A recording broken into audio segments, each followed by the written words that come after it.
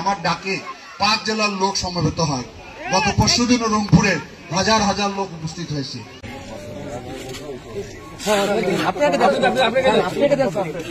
অবহেলিত লালমনিরহাটকে আমি আলোকিত লালমনিরহাট করার যে পদযাত্রা শুরু করেছিলাম সেটি মুখ থুবড়ে পড়ে গেছে, তারপর আর কোনো কাজ কেউ করে নাই।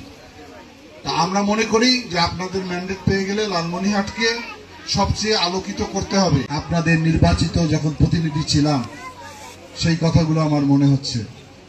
এই আবাসন তৈরি করতে অনেক কাঠখড়ি আমাদেরকে পোয়াতে হয়েছিল সেই সময়।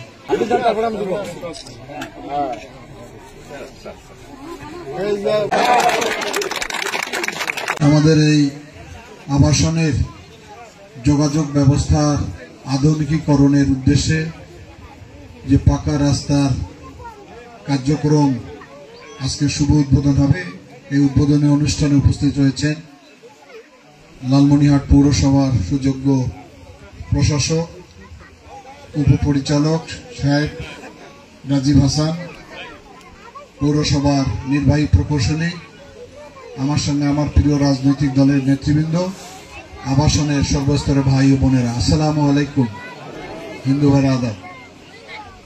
আসলে এখানে বসে আমার সেই সময় আপনাদের নির্বাচিত যখন প্রতিনিধি ছিলাম সেই কথাগুলো আমার মনে হচ্ছে।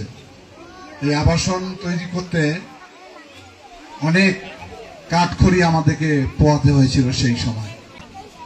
আমি চেয়েছিলাম যে ছিন্নমূল মানুষ যাদের বাড়ি নাই, ভিটা নাই, পথে পথে ঘুরে বেড়ায়, তাদের একটা ঠিকানা স্থল করা দরকার, খুবই জরুরি।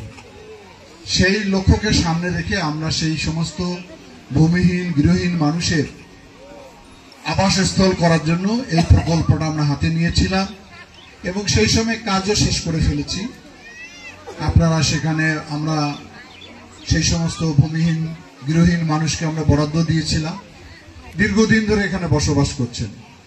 কিন্তু বিগত প্রায় 16টি বছর ফেসিবাদী শাসনের কারণে আমাদেরও আসার সুযোগ ছিল না, সেভাবে যোগাযোগও রাখতে পারেন নাই। আমি মাঝখানে একদিন এসেছিলাম, সেদিন ঘোষণা দিয়ে গিয়েছিলাম যে অল্প সময়ের ভিতরে এই রাস্তার কাজটা আমরা শুরু করব। কি মনে আছে আপনাদের? তো আজকে আমাদের একটি আনন্দের দিন, বিশেষ করে বিএনপির, সেটি আমাদের প্রিয় নেত্রী দেশনেত্রী বেগম খালেদা জিয়া দীর্ঘদিন চিকিৎসা শেষে দেশে ফিরে এসেছেন। এই জন্য মহান আল্লাহ তাআলার কাছে আমরা সবাই শুকরিয়া আদায় করি, আলহামদুলিল্লাহ। এই দিনে আর একটা ভালো কাজের আমি আপনাদের সঙ্গে শরীক হতে পারলাম। এই বিশেষ করে বর্ষাকালে এই আবাসনে আসা কি দুরূহ ছিল, রাস্তা যে কিরকম পিচ্ছিল ছিল সেটি আপনারা যারা দিনে 2 বা 3 বার যাতায়াত করেছেন আপনারা এটার ভুক্তভোগী ছিলেন। একটা এলাকার উন্নয়ন করতে গেলে প্রথম প্রয়োজন হয় যোগাযোগ ব্যবস্থাটা। এখন যোগাযোগ ব্যবস্থাটা যখনই ভালো হয়ে যাবে তখন এই এলাকার গুরুত্ব বেড়ে যাবে। এখন আমি আর কথা বাড়াবো না, তবে আমাদের পরিকল্পনা রয়েছে এই এলাকাটাকে আরো উজ্জ্বল করতে গেলে এখানে একটি ডিসি পার্ক আছে, পরিকল্পনা আছে। পিডব্লিউর কাছে একটা প্রকল্প দেয়া আছে অনেক টাকার, সেটি যদি এখানে অনুমোদন করা সম্ভব হয় তাহলে এখানকার চেহারা পরিবর্তন হয়ে যাবে।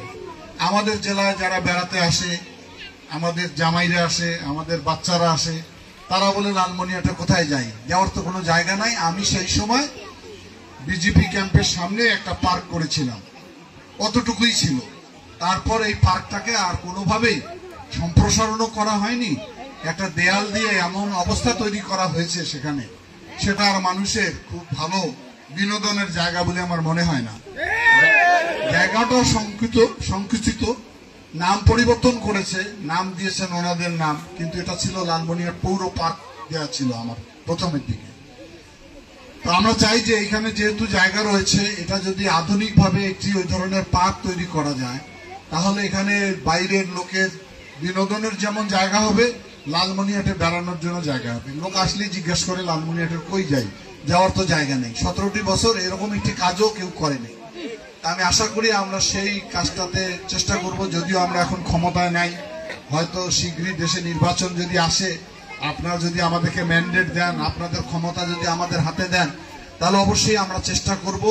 লালমনিরহাট অবহেলিত ছিল, সেই অবহেলিত লালমনিরহাটকে আমি আলোকিত লালমনিরহাট করার যে পদযাত্রা শুরু করেছিলাম সেটি মুখ থুবড়ে পড়ে গেছে, তারপর আর কোনো কাজ কেউ করে নাই।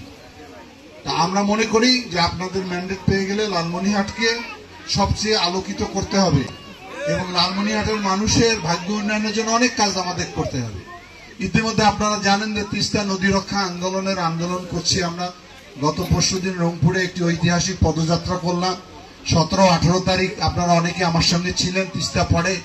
সেটি বাংলাদেশ না, বাংলাদেশের বাইরে আলোড়ন সৃষ্টি করেছে।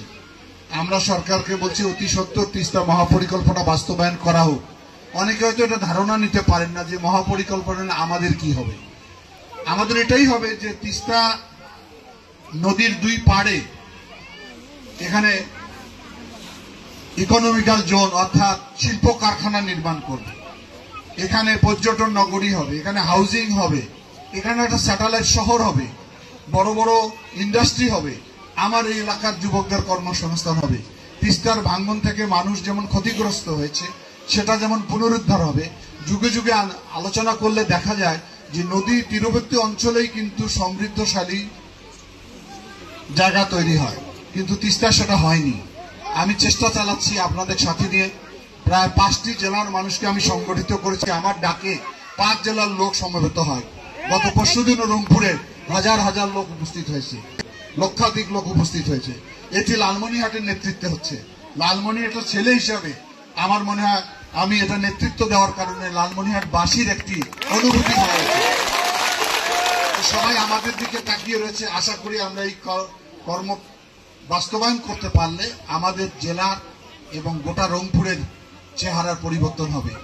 এই বলা হয় যে রঙে রসে রংপুর, সেই রংপুর এখন বিরান ভূমিতে পরিণত হয়েছে। আলোকিত লালমনিরহাট ছিল, সে লালমনিরহাট এখন অন্ধকারে নিমজ্জিত হয়েছে। কোনো কাজ প্ল্যান অনুযায়ী করে নাই, নিজেদের আখের গোছানোর জন্য ব্যস্ত ছিল। সবাই আমাদের জন্য দোয়া করেন। বিশেষ করে আবাসন যেহেতু আমরা প্রতিষ্ঠা করেছি, এর প্রতি আমার সব সময় একটা দুর্বলতা থাকবে, কারণ সন্তানের প্রতি বাবার দুর্বলতা থাকে। আমি সবসময় জিজ্ঞাসা করি এই আবাসনের পুকুরের অবস্থা কি, লোক কেমন আছে, কোথায় আছে, কি করে, ডিটেলস সবসময় জিজ্ঞাসা করি যত ব্যস্ত থাকি।